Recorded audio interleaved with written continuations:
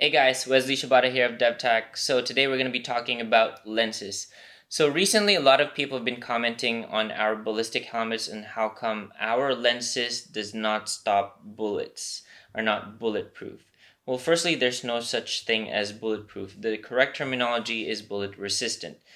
Now, there are bullet resistant helmets or glasses that can stop up to 44 Magnum, and that would be the GIGN helmet. And that glass alone is 1 inch thick. And for the whole face to be covered, that glass would weigh about 2.3 kilograms. If you include the helmet, that would be another 1.3 kilograms in total of 3.6, 3.7 kilograms without any other attachments, just for the glass alone and the helmet itself. Now, it does have an amazing peripheral vision. It does have amazing protection. It can stop a 44 Magnum to a couple of shots or more. I've seen some NIJ tests or independent testing. It is amazing. But you're going to be wearing a helmet that's 3.6 kilograms. That's about 8 to 10 pounds. Now, that's one option. The other option would be this helmet right here. This is a revision helmet, battle skin. This has about 90% protection. Now, when we look at the glass here, the glass has also an amazing peripheral vision, pretty much as to where my eyes can see. It's about 190 degrees. It's pretty much normal when you're wearing this one right here, for example. And this is how much I can see. This much. It's amazing, right? And the lenses, unfortunately, does not really stop up to 44 Magnum. I know that this can stop a 22 long rifle. I don't think it would stop a 9mm. And then you have here the full piece mandible. The mandible itself is level 3A. It does stop 44 Magnum, but I don't think the back face deformation in this one is pretty good. I've seen some tests that it does have a very heavy back face deformation, meaning the cavity that it makes when it gets shot. Now, looking at this lens right here, it does have amazing peripheral vision, but the goal of having a full protection helmet is basically used for CQB or breaching. That's where we come in, where we wanted to have a helmet that also has about 90% protection all the way around, and that's what we offer. Now, the lens right here, over time, it's going to get scratched. Once it gets scratched, it's going to be a bit difficult to see. At the same time, it's going to be more susceptible to fogging. And when you replace this one, this glass alone costs like about $500 to $700. So replacing glass every time costs you $500 to $700. Another problem here is that when you try to use night vision, you're going to have to take this off from this part right here in order for you to install a night vision. And when you can see that, you have here a much bigger area which is open, and meaning you can get injured from this part right here. Now, when we talk about CQB or breaching or anything inside a room or in halls and so on and so forth, there's a lot of fragmentation happening. You have bullets ricocheting, you have grenades going off, you have stun grenades. Even stun grenades can actually cause some shrapnels, because probably from dust or from the stun grenade itself.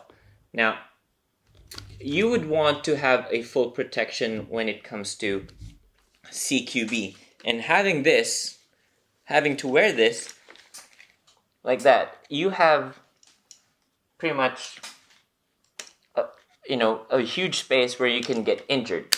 And then when you need to pull this up, again, that is about 30% of your face that is not covered. You can wear glasses, and I think there are some glass now you can actually put cover in for this part right here, but that's going to be another thing. Now, what we did with our helmet was actually make lenses small enough to the size of the eye relief of the PVS 14 or GPN VG 18, right? And you still have protection.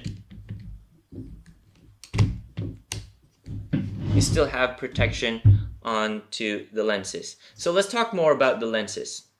Now, talking about our lenses, the biggest challenge in designing a helmet like this was that we need to consider a lot of situations, especially for breaching, or especially for CQB, when you have fragmentation happening every time. You have ricochets, bullet ricocheting everywhere, and you have smoke and so on and so forth. And at the same time, you need to be able to use night vision, because most breaching missions are usually done at night. So what we wanted to do is to be able to protect your whole head and be able to use night vision at the same time, because simply this one, when you pull up the night vision, you won't have much protection on your eyes while action is happening. I know that some people would argue you don't really need to pull up your night vision, but there would be some cases where you have to. Now, you pull up the night vision and you would still have protection. Another thing is, if we were to make the lenses bullet resistant up to 44 Magnum, then that would be about an inch thick. If it was an inch thick, that would mean we would not be able to use night vision anymore, because it would be too far. The eye relief would be too far from your eyes to be able to see through night vision. Now, night vision has about a 40 degrees field of view. Having two binoculars, you would have like an additional 50 to 60 FOV. Now, this one, the panoramic ones, it would go about up to 75 degrees FOV, if I'm not mistaken. Need to fact check that one. But anyway, so we needed to use these types of lenses. These types of lenses only cost us like about $27 to replace. And the beauty of this, even if you change it,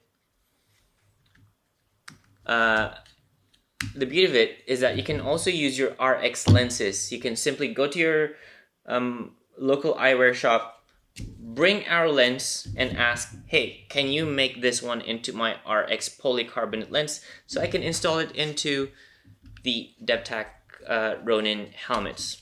And it's a slide-in lens, which is great. Now, these lenses does not stop .22 rifle. You've seen Edwin Sarkisian shot the helmet or the lenses with .22 rifle, .22 LR. But it does stop a 12 gauge birdshot, and I think that's pretty good enough, especially when it comes to CQB. You have shrapnels going on, and at the same time, once you pull down the night vision itself pretty much covers everything around it, right there.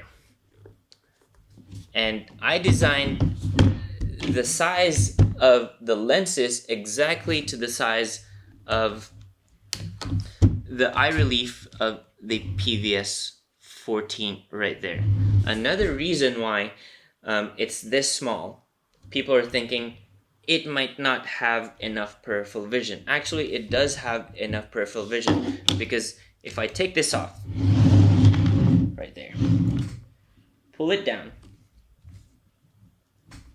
right,